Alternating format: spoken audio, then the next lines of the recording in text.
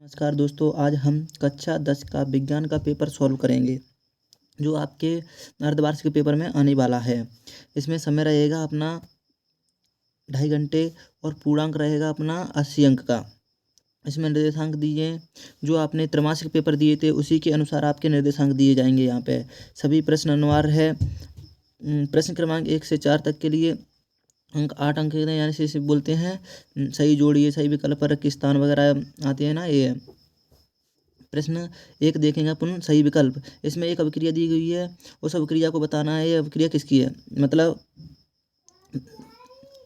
अ दिया है इसमें विस्थापन अभिक्रिया, ब दिया रेडॉक्स अभिक्रिया, स दिया है विस्थापन अभिक्रिया। इसका सही उत्तर है स। प्रश्न दूसरा देखेंगे, निम्न में से कौन सा प्रबल बल नहीं है।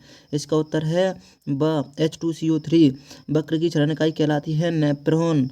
स्वपोषी पोषण के लिए आवश्यक है सभी, यानी कि जल, CO2, क्लोरोफिल सभी आवश्यक रहते हैं स्वपोषी पोषण के लिए। अगला प्रश्न देखेंगे, तारों के टिमटिमाने का कारण है अपवर्तन। तारे किस कारण टिमटिमाते हैं, वो अपवर्तन के कारण। प्रकाश संश्लेषण की क्रिया पौधों के किस भाग में होती है अपनी पत्ती में। आगे देखेंगे अपन इसमें, आहार नलिका के किस भाग में भोजन का पूर्ण पाचन होता है। छोटी आंत का क्षुद्रांत में होता है। पूर्ण पाचन छोटी आंत के क्षुद्रांत में होता है। और आगे देखेंगे, रंध्र में उपस्थित रचना होती है, वो होती है उपरोक्त सभी, यानी कि द्वार, कोशिका, रंध्र, छिद्र, हरितकलवक सभी में होती है। अगला प्रश्न देखें, रिश्तेदारों की पूर्ति कीजिए। इसमें प्रश्न पहला है, गोलीय दर्पण की फोकस दूरी उसकी वक्रता त्रिज्या की क्या होती है, वो आधी होती है। गोलीय दर्पण की फोकस दूरी आधी होती है। पौधों में खाद्य पदार्थों का स्थानांतरण बलयन ऊतक द्वारा होता है। बलयन ऊतक द्वारा होता है। प्रश्न तीसरा देखेंगे अपन, मानव फेफड़ों की इकाई कूपिका गैसों में विनिमय में सहायक करती है। अगला क्वेश्चन देखेंगे अपन, सरीसृप के हृदय में कितने कक्ष होते हैं। सरीसृप के हृदय में 3 कक्ष होते हैं। तीन कक्ष होते हैं।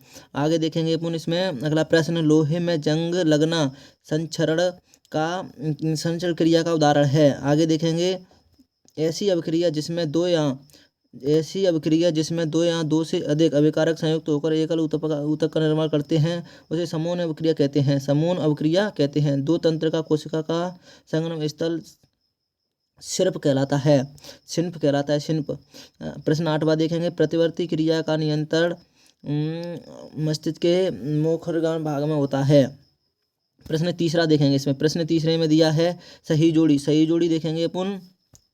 नंबर एक ब्रंजक चूड़ का सूत्र है CaOCl2।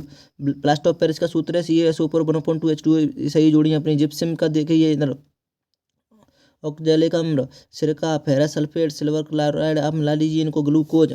और आगे देखेंगे प्रश्न चौथा में दिया है, एक वाक्य में उत्तर लिखिए। एक वाक्य में उत्तर लिखा, नींबू और संतरे में उपस्थित अम्ल का नाम है सिट्रिक अम्ल।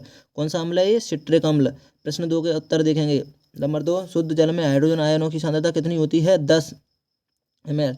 नंबर 3 है अपना लेंस की क्षमता का सूत्र होता है 1/फोकस दूरी मीटर में, जो मीटर में दी रहती है। ऐसे भी लिख सकते हैं, जैसे P बराबर 1/f। देख लीजिए, दर्पण सूत्र होता है 1/f बराबर 1/u प्लस 1/v। आगे देखें, जठर रस का pH मान होता है लगभग 1। वाहनों में पीछे का दृश्य देखने के लिए किस दर्पण का उपयोग किया जाता है, वो होता है अपना उत्तल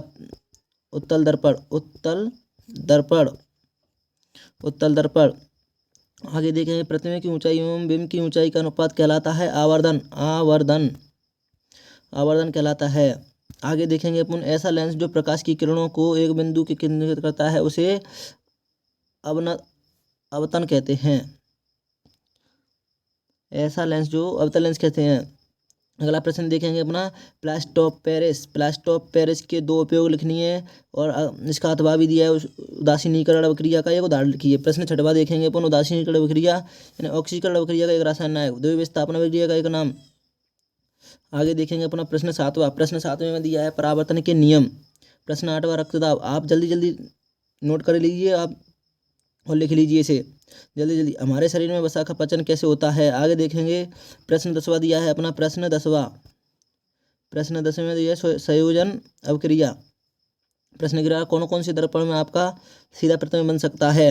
दर्पण बताने हैं आपको। प्रश्न 12वां दिया है उत्तल लेंस की फोकस दूरी 40 सेंटीमीटर है, लेंस की क्षमता की गणना कीजिए। अगला प्रश्न देखेंगे यहाँ पे प्रकाश संश्लेषण की क्रिया का समीकरण लिखिए। इसका समीकरण लिखना है हमको। और अगला प्रश्न 14 है अपना रक्त व लसिका में दो अंतर। रक्त व लसिका में दो अंतर लिखने हैं और अम्ल और क्षार में 3 अंतर लिखने हैं। देख लीजिए मोस्ट क्वेश्चन है यहाँ पे। श्वसन और ऊष्माक्षेपी को धमनी और सिरा में अंतर लिखिए। यहाँ पे आयताकार कांच के टुकड़े को यहाँ पे देखिए। और प्रश्न 19वां है अपना लेंस के आवर्धन की क्या तात्पर्य है। अगला प्रश्न देखिए यहाँ पे। और 21वां प्रश्न है अपना मनुष्य के पाचन तंत्र में यकृत और नांगनाशय के लिए। ये अपना पूरा पेपर हो गया। देख लीजिए यहाँ पे प्रश्न 22वां ये न्यूमेरिकल दिया है यहाँ पे। ठीक है साथियों आपका पेपर है, रट लीजिए इसे बस।